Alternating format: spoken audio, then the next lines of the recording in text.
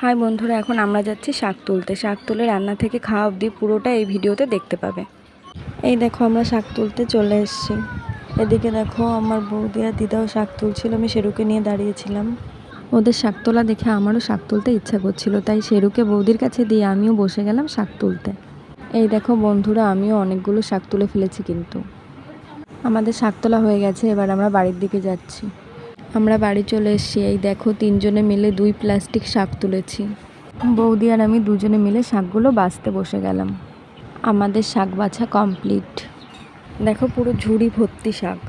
এবার শাক রান্না করাটা দেখে নাও। কড়াইটা গরম করে তার মধ্যে সাদা তেল দিয়ে দিল। তার মধ্যে কয়েকটা বড়ি ভেঙে দিয়ে দিল। বড়িগুলোকে লাল লাল করে ভেজে নিল।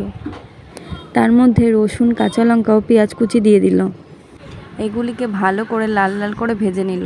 এগুলো ভালো করে লাল লাল ভাজা হয়ে গেলে তার মধ্যে শাকগুলো দিয়ে দিল। তারপর 5 মিনিট শাকটিকে ঢেকে রেখেছিল। দেখো, ঢেকে রাখার পরে শাকটা কিন্তু অনেকটাই হয়ে এসছে। তারপর শাকটিকে নাড়িয়ে নেওয়া হলো। দেখো, পুরোটাই হয়ে গেছে। এবার নামিয়ে নেব। এই দেখো, কমপ্লিট শাক রান্না।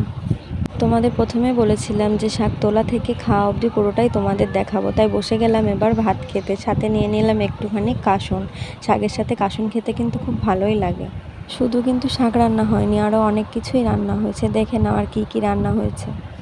এই দেখো, আমের চাটনি, তারপর টক ডাল, তারপর সজনের ডাঁটা চচ্চড়ি, মোরলা মাছের ঝাল।